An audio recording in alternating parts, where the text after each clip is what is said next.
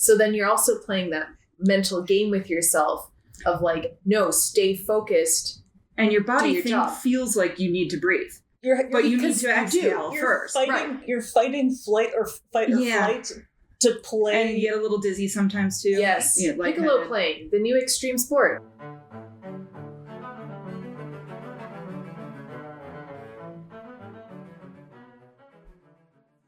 Hi everyone, welcome to OSA Backstage. I'm Dani Meyer, bassist and VP of Artistic. Today, Serena and I talk to Omaha Symphony third Flute Piccolo Lisa Meyerhofer. Lisa is our soloist on the next Symphony Jocelyn, performing Lieberman's Concerto for Piccolo and Orchestra on March 2nd. We talk about how there's no such thing as non-solo piccolo, bad air, and, we find out exactly how much I don't know about wind instruments. Spoiler, more than I thought. Enjoy. Lisa, hi. Hi. Would you please introduce yourself? I'm Lisa Meyerhofer. I play flute and piccolo with the Omaha Symphony. Awesome. Do you remember your first orchestra concert? I was trying to think about this because I don't know if I remember the actual first one. It's hard, right? Like, it's surprisingly difficult. I'm really not sure because I didn't come from a strongly musical family, at least not my parents. There was always an interest in music, but so we weren't like symphony goers or anything like that. It was only until I started playing in school that I started being interested in this stuff. And the one concert I do remember is when James Galway played with the Buffalo Phil. So I'm from Buffalo, so I remember that. I don't remember what he played. I just remember being in the third row and getting my program signed. That's all I remember. Do you still have that program? Probably somewhere. Yes. It's hidden in an attic somewhere, probably. But do you know what he played? I don't remember. It might have been something more traditional, like Mozart. It probably was actually Mozart Concerto. Oh man! And James Galway, who the concerto that you're playing he was written. It was not written for him, but he has recorded it. Yeah. Okay. It was written for Jan Gippo in St. Louis Symphony. So you remember? Okay, so you remember going to see the Buffalo Phil. Mm-hmm.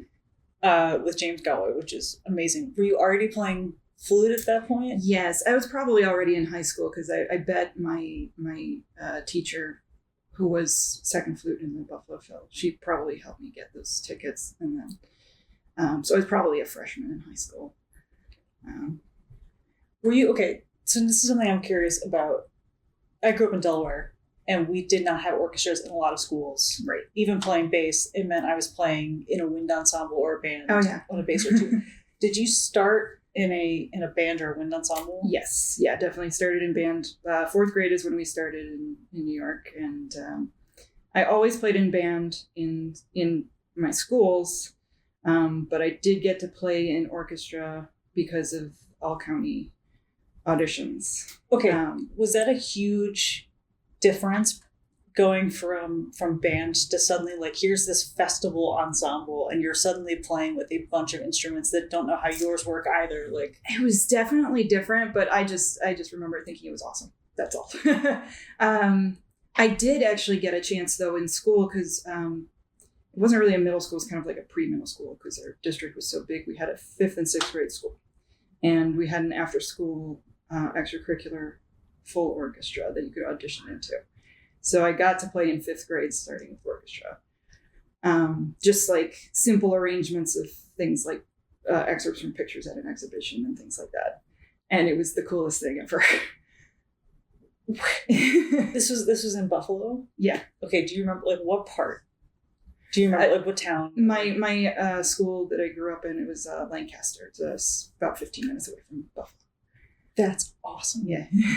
5th grade. Yep. That might be one of the earliest like wind instruments. Yeah, and it was all the represented instruments in an orchestra over there. Yeah. Wow. So I think we were doubled, but so there were 4 of us in the flute That's section. good.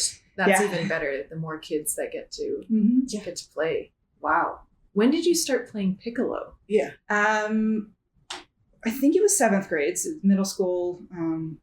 I don't remember why I picked it up. I think I was kind of interested, and then they needed somebody to do something in the band. But my dad's friend from college lived nearby in Rochester. He was a Civil War reenactor who played piccolo in the reenactments. So I borrowed his piccolo. and it was a Wow. Gemeinhardt wood piccolo. And that's what I started learning on, and just kind of figured it out. I'm pretty sure I did it in my lessons, but I have so many questions. Was he a flute player as well? Yeah. Okay, so he did. I think he grew up playing flute in school or something. I don't remember exactly, but yeah, it was his piccolo that I borrowed. I want to ask, because I feel like there are two kinds of flute players. Those that play piccolo and it's like immediately love at first sight and they love playing piccolo, or it's like a love-hate relationship where they're like, I never want to touch this instrument again. Yeah. And they kind of have to waffle back and forth when they are assigned it and they just really don't want to. Okay, but this is a wind player thing across the board. This is not a string player problem at all. Like you guys, wind players have the, you play flute, therefore you must also play piccolo. You play bassoon, you must also play contrabassoon. And then you find people who are like, no, I'm a contrabassoonist and I happen to play bassoon, or I'm a piccolo player and I happen to play flute, or the opposite. So where do you... Well, I have loved playing piccolo from the start. And it's more like I like the challenge of it. So that's why I've occasionally been intimidated by it until I learned more about it. But I've always loved it. I think out of all the auxiliary winds, though, it's the most standardized. Like, we all have to make sure we can play it. My professor in grad school said, if you don't like piccolo, if you don't want to play it at all, you better get really good at flute because you're going to need a principal position. And even then, you might still have to play piccolo. Right, Maria still plays piccolo on occasion. Yeah. And it gets actually written into first flute parts a lot more often in modern times. Yes, a lot of film music. If they're really scoring for a lot of... There's been times here that all three of us have had to play at the same time. So it's not just Stars and Stripes. You no, not anymore. Yeah. So you said the challenge of it. What is? I mean, obviously, these are the things as a bass player I just don't completely understand. You're going from an instrument roughly this size down. Yeah. Okay. About a third of the size of the flute. Are the ranges comparable? So it's an octave higher. So there's, you're still looking at the exact same music, but it just sounds an octave higher. So you don't have to read a new clef or anything like that. Okay. And there's a little bit of a learning curve just adjusting to what it sounds like relative to what you see on the page. Okay. Because you expect to hear a different pitch from your flute playing. When I teach I usually, if they're interested, will start my flute students in middle school on piccolo. And that's one of the first things. They can get a sound pretty well, but then when they start to associate it with the music, it's like, well, wait a minute. You need to overshoot that a little higher because you're playing the lower version, or vice versa. So when you say overshoot that, they'll look at like a low A on the staff, and they'll blow a little too hard and it'll come up higher. Or it's usually the other way around. Like, they'll look at the middle A and think that they don't have to blow too hard because it's more like they're thinking flute, and it'll come out too low. Okay, so literally you're changing octaves based on your breath control? Yeah, so it's a faster wind speed. So we'll explain the wind playing a little bit. So on a string instrument, you can, like, the note is the note. You could think of it playing on different strings. Those are your other options. Sure. On wind instruments, you kind of have one fingering for most notes. Okay. Depending on, sometimes there are certain notes where you may have one or two other options, but there's kind of two ranges of the flute where you're either playing the lower harmonic or the upper harmonic. And to get to the upper harmonic, you need to aim your... Right. And that's very different actually from other winds. It's more like functions like a brass instrument, actually. Yes. Okay. That's why they only have three. You can hit different harmonics with one fingering. On the flute, you have that for a whole range, a whole octave. Okay, so yes, this is starting to make more sense because Pat talks about partials all the time. We can do that, and actually, we practice harmonics sometimes like a brass player would, just to expand our flexibility. So we have the ability to do that. It's just that those notes are not quite, they have different timbres and they're not very in tune compared to other fingerings. So that's why we have the keys to refine it. Got it. Okay, so basically, well, no, I say got it. Sure, I'm just gonna, my brain's just gonna explode the moment I get home. But okay, so you're saying when you're teaching kids how to go to piccolo, mm-hmm. the slightest change in pressure based on how they were playing it on flute can suddenly send them in different directions on the piccolo that they weren't expecting. Mm-hmm. Okay, so it's literally it becomes a mental exercise even more than a physical exercise. It's a lot of muscle memory and ear training. So when you go to piccolo, you're not only trying to figure out the octaves, but playing really high, we don't listen to that frequency on a regular basis. So the pitch is strange to adjust to. You can feel like you're both simultaneously sharp and flat. And you can't figure out until you practice for a while which direction you need to go to be in tune. Whoa. Okay. So then when you're in the section as pick, who are you listening to then to kind of anchor you? Is that what you're practicing? Is essentially learning how to anchor yourself? Yes and no. When I have a lot of stuff with the flute section, I will be trying to match the flutes. But a lot of times, since I'm right next to the violins, I'll be listening to them to match things. And funny enough, things like the bells, the glockenspiel, and the percussion, because we play a lot of little cute things or glittery things that happen with the xylophone. And they're a fixed pitch instrument, usually tuned a little sharper than we tune with the oboe. So I have to make sure I match that. I spend a lot of time with a tuner just making myself capable of bending the pitch as needed.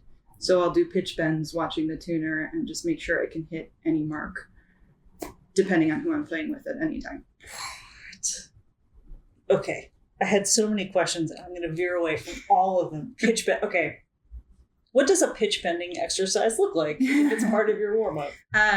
So I use a tuner where you can see the wavelengths as they're occurring, and it kind of tracks it. So you try to start in the green, in tune, and then I'll change a combination of the angle that I'm blowing and the speed of the air, and they're really slight changes. But I'll do that to purposely bend the pitch like maybe 10 cents flat, and then bring it back to center, and then bring it up again and back. That's so cool. And it's such a non-string player. I mean, I just feel like that's such a, if I'm out of tune, unless it's an open string, most of the time I can just move my finger up or down, and then I'll eventually get to the place where I feel like it's good. And you're talking about a constantly recalibrating, not perfect pitch, but perfect relative pitch at all times that you don't really get to turn off. Mm-hmm. There's the more you play, the more you learn, okay, well, this note is probably going to do this.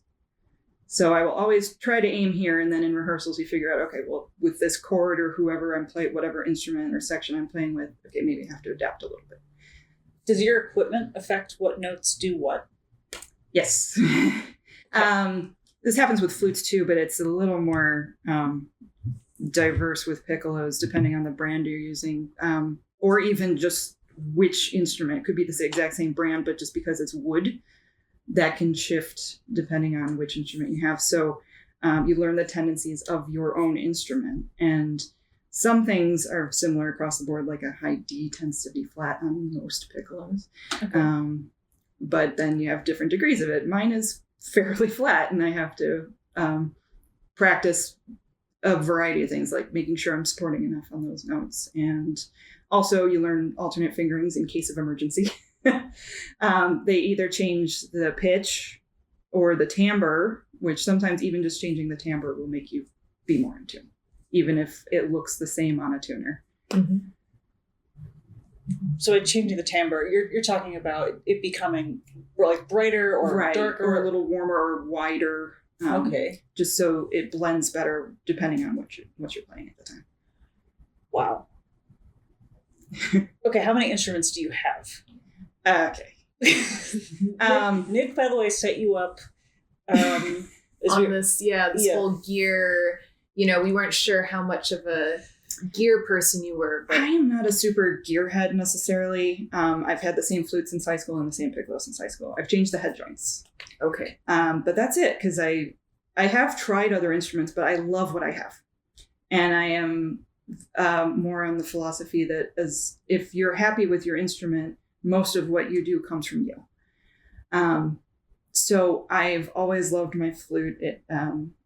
It's a Muramatsu DS with a heavy wall, which means the bore is denser.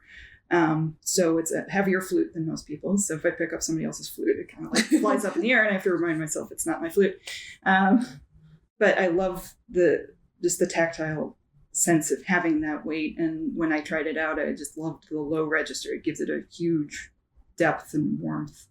And I like the keys. I've tried other models of flutes, and I like a lot of things about different models, but I like the spacing of the keys that I have and the way they depress, and there's the way the pinky key is spread out. It just fits me. And I don't want to change that. Eventually I'll probably upgrade to something with more variety of metals in it. But the one thing I changed was the head joint, and just the way the sound is produced when I blow across it. The response is better, especially in the higher register.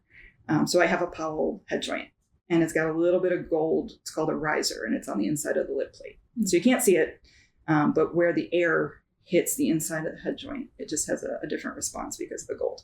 When did you decide to change those head joints? College. Okay. About halfway through college, I was like, okay, there's something holding me back a little bit. So we had a guest from Powell come and show us a bunch of head joints, and I just tried a few out and decided on what I have. So. Does it feel a little bit like Harry Potter showing up and choosing his wand? It is like choosing the wand. I didn't know a ton when I picked my flute, but I went to, I think it was a convention in Rochester.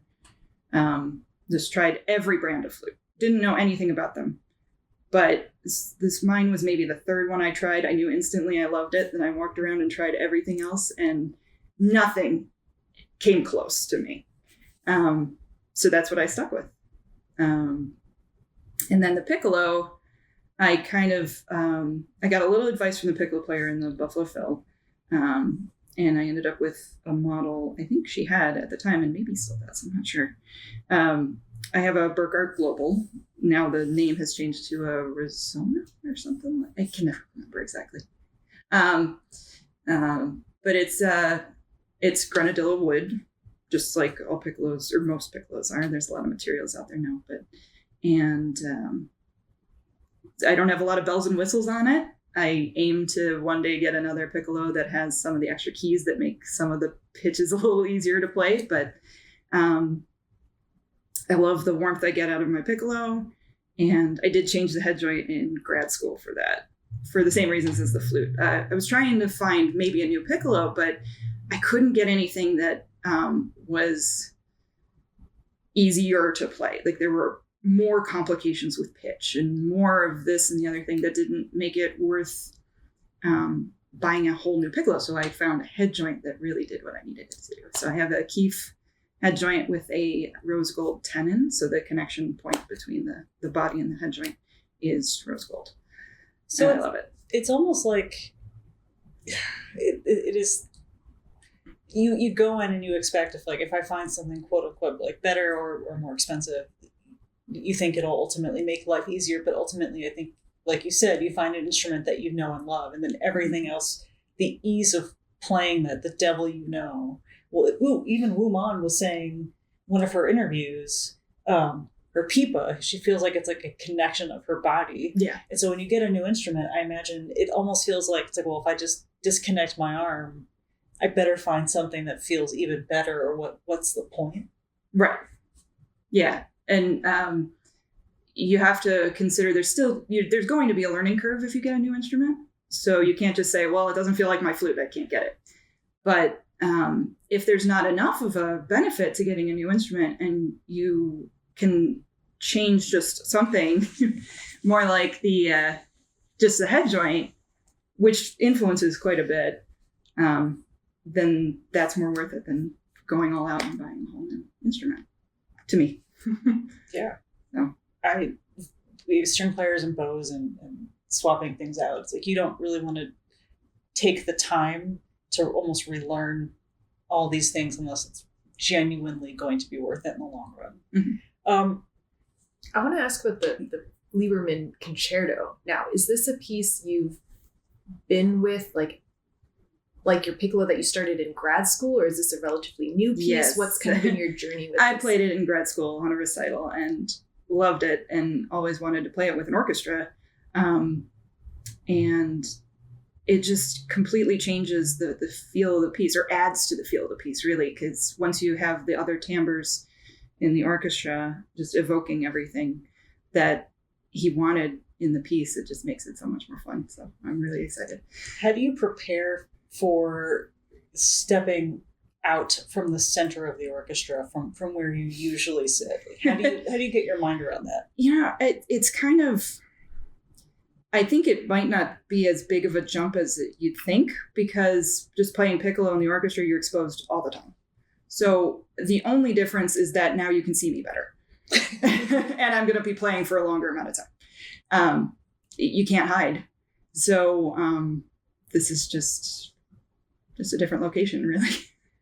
I like that. Has anything changed, you feel like, from your idea of the piece from when you played it on your recital to now? Because you say, the music's coming from you, maybe the piccolo has stayed the same piccolo, but has your idea of the piece changed? I think it's expanded. So I've taken a lot of what my teacher worked on with me in the piece, and now that I've performed more and have explored more music, I've kind of taking what I learned and developing it into, I understood these ideas where a lot of it sounds like Shostakovich. There's a little bit of Vivaldi in there, but now I'm hearing, there's a little bit of Bartók in this too. And all these things just kind of connect to each other in a way that's bigger than I really understood in college. So I'm feeling the music differently than I used to. I guess seeing the bigger picture a little bit more. How does it feel working on this without a teacher's constant presence? Because I remember that was really hard. The one and only time I played a concerto with an orchestra was you have maybe a group of friends that you're playing for, or maybe a partner or someone, but you're going it alone. I feel like I have a little bit more freedom now. Yeah. Like I can, everything I'm deciding on, like tempos and things, are kind of still influenced by my teacher, but I don't feel like I have to justify myself making a decision. So in this case, I'm taking some tempos that are just slightly off from what Lieberman wrote in the music, just to because of how I feel it flowing together, especially with an orchestra accompanying instead of the piano, like leaning into certain things, speeding up a little bit more because it feels like the strings kind of move things forward. Basically, I just, not that ashamed isn't really the right word, but I don't feel ashamed to make my own decisions. That's really cool. It's like a fun way of looking at it. It's like it's not going it alone so much as just being able to be independent about it. Mm-hmm. Yeah, I think if your musical idea is compelling to you, then you can trust that it'll be compelling to someone else. And that's what matters, is that we hear your musical voice and we get to. Yeah, I want to show people why I love the piece. Yes. So. Yes. And this was some fun inside stuff. Like usually with Jocelyn soloists, it is either, hi, we have a specific piece and we would love for you to play it, or it's a musician recommendation. Hi, hello, I've wanted to do this concerto forever. Would you please consider it? And this was the latter. Why the Lieberman out of all the piccolo concerti in the world? Well, number one, because I've loved it and always wanted to play it. But also Lieberman has added so much to the flute and piccolo repertoire, and it's fantastic. it's not just a 5-minute piece. These are significant works that are becoming a staple of our repertoire. And Vivaldi's awesome, but let's hear something really cool that shows all the things that a piccolo can do. So it was written recently. Yeah, 1996, I believe. For people born after 1980. It was in my lifetime. So He's still alive. yes, Still living composer. Teaches at Juilliard, I believe believe. something like that. Mhm. Yeah. So taking on piccolo concerto, you said you're going to be playing for a lot longer. Mm-hmm. How do you what's your routine for preparing for that endurance wise? Yeah, that's been mostly my focus because I do know the piece. It's just, can I make it through? Because I remember playing it as in my recital that it was exhausting, and I always made it through. But I'm more physically capable now. I'm just a better player now, so that automatically makes it feel better. But it's a lot of making sure I do significant warm-ups every day, that I'm making sure that I'm using my whole body correctly. So I'm not fatiguing specifically my mouth because I'm not breathing correctly and using my diaphragm and my whole air column correctly. And just running through things enough that I get used to the planning of the breaths and things. It's actually kind of interesting playing piccolo. You don't need as much air as flute. So when I have to go for a really long span of time, sometimes I have too much air. And I run into a problem that oboe players have a lot, which is a backup of bad air that sits inside. So I have to actually plan on when to release that air before I can take a good breath again. So I'm writing this sort of thing in the music. Let's explain. Yeah. Let's explain. So oboists, when they breathe, because the reed is so small, Okay. they can only force a certain amount of air through, but your body requires a certain amount of oxygen per minute, let's say, Yeah. of being alive. And you still need the support. And you still behind need to it, support so. behind it. So what happens is you're holding all this air in your lungs, the exchange of oxygen and carbon dioxide is happening, but you're not able to expel any of the air as you normally would when you're breathing, because you're playing the oboe and you're only expelling that tiny bit of air. So if you watch them when they're playing, they often, before they take another breath, breathe out the rest of the air in their lungs and then breathe back in. It's not as simple as we've run out of air. They still have air, but they've run out of oxygen in that air. So that's what we call bad air, is air that you need to expel before re-inhaling. And so Lisa is talking about running into that problem with piccolo. Do you put in only take up a half lung here or a 75? I think that would be probably micromanaging too much. Yeah. And I would need a lot of practice to do that. It's more like there's a lot of little spots where I can take breaths in certain areas in the concerto. So I write out here and then one measure later in. So I'm kind of doing a back and forth whenever there's kind of a lull in the activity of the music. I'm still playing a lot, but This is so cool though. This is like scuba diving or weightlifting, or just this extremely controlled, because weightlifters will tell you that part of bracing for a heavy lift is making sure that you are taking and holding in air for a certain amount of time, and then when they actually release it, so that it's part of what makes their body able to handle this. And the idea that, okay, what happens if you breathe in while you still have bad air?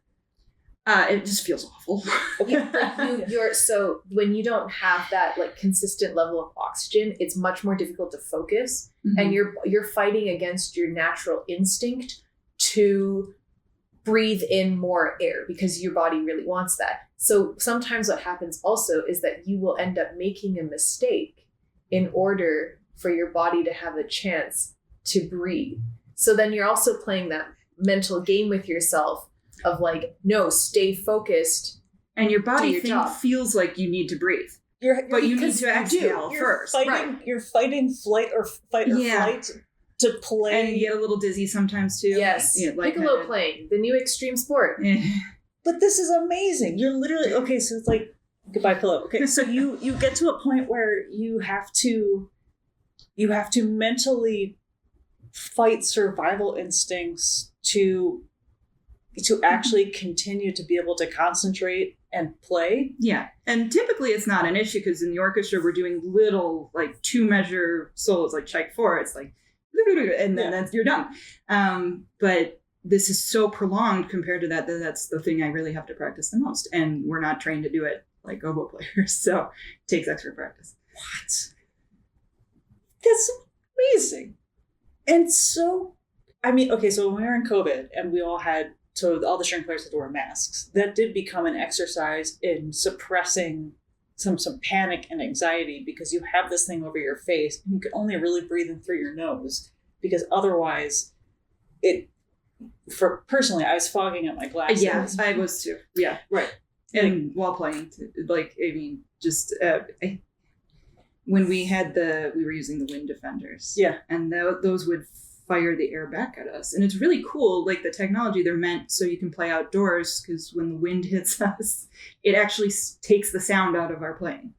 But playing it indoors, and especially on piccolo, the sound would like fracture. So certain notes would crack. And the pitch was different and everything sounded weird. So, yeah. And your glasses would fog up like mine would. And so you're like, I breathed through my nose. And Yeah. You're trying desperately to still see the Sibelius or the Beethoven that's on the stand in front of you. And wow, I've never heard of bad air until right now. Mm-hmm. I mean, I've heard of people having breathing issues, but as far as like an actual in orchestra moment. Okay. So in that case, so piccolo, we talked about how you have to be very careful about how you change your breath and then how you, even just the slightest adjustment can send you into the wrong octave. One of the reasons why I'm so fascinated with wind players is, again, you all seem to have this collection of auxiliary instruments that just keep going. Like if someone told me there was a contrabass flute, I'd be like, okay, that makes sense. Why wouldn't they? Yeah, there is. A sub-contrabass, yeah. I'm nowhere near owning one of those that costs a fortune. And there's like 4 or 6. It's a very niche kind of thing.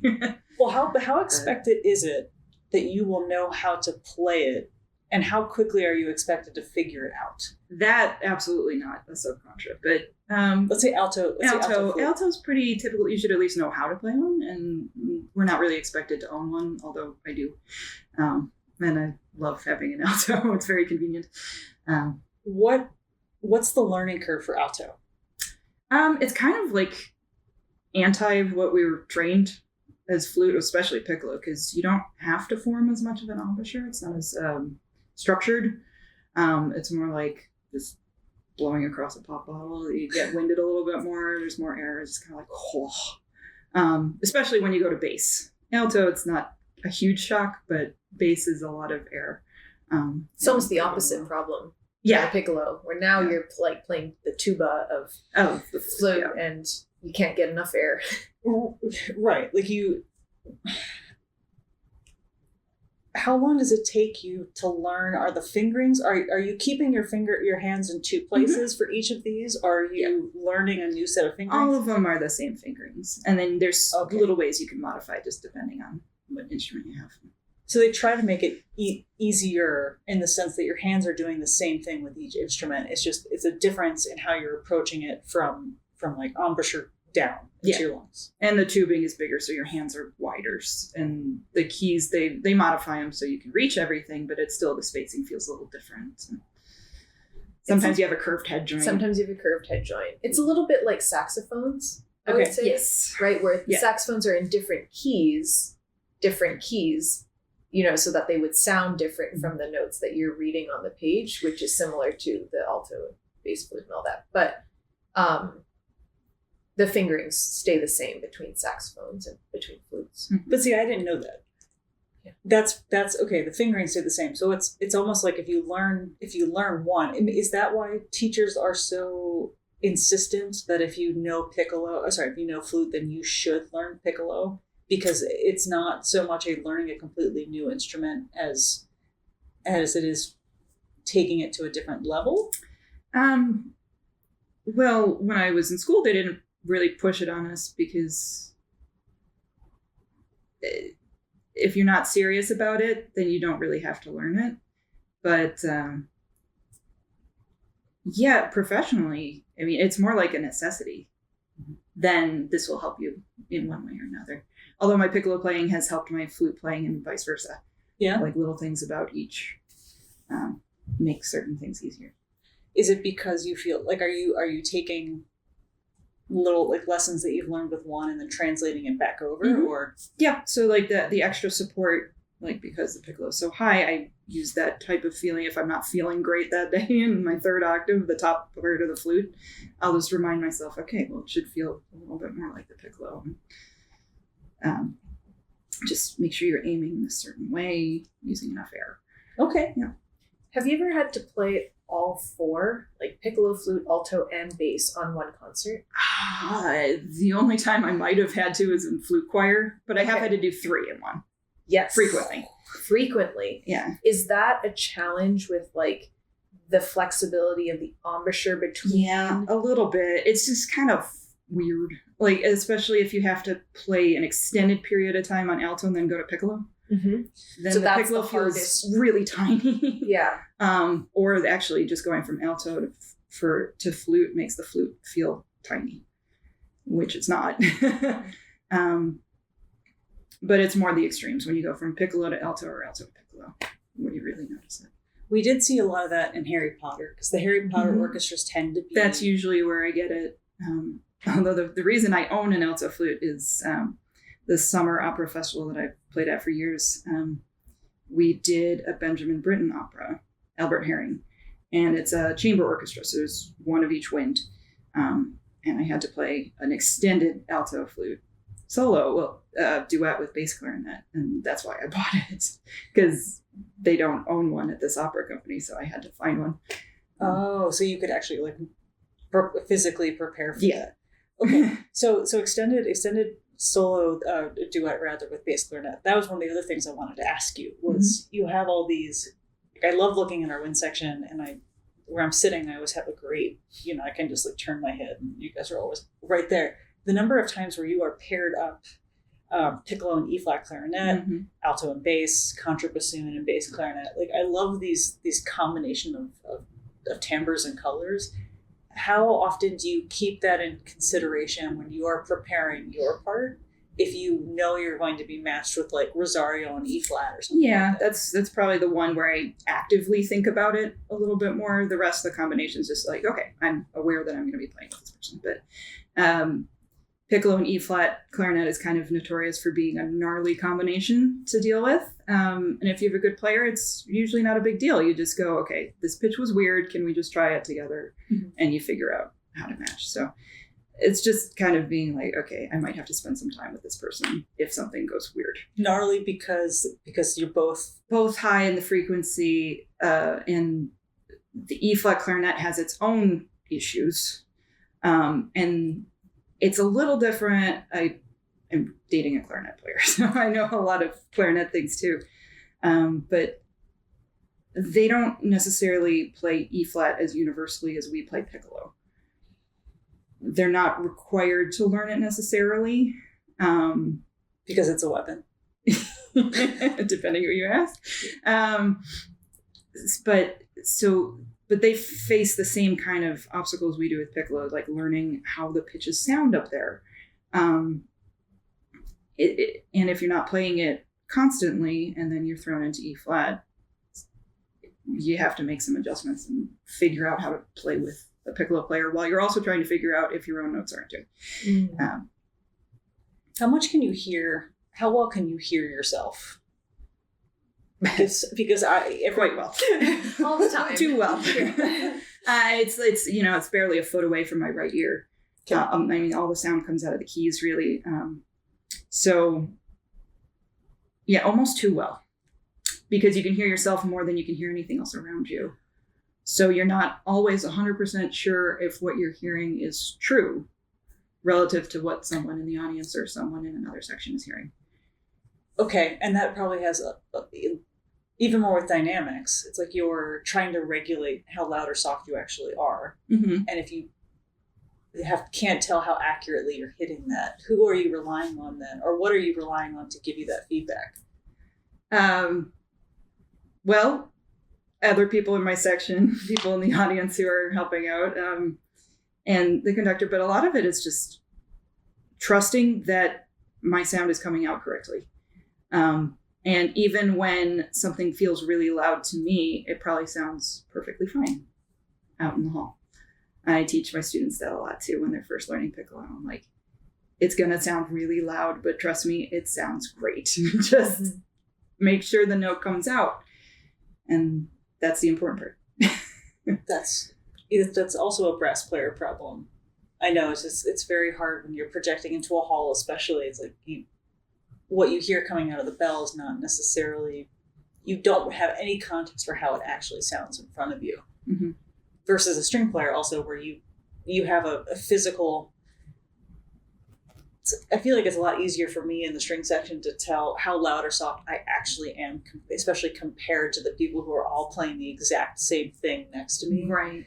And so if I can't hear my principal, if I can't hear specific like wind solos that are happening, I know I need to tone it down or so on and so forth. But it's a massive trust exercise. I feel like everything about the piccolo is essentially, this is a trust exercise. Yes.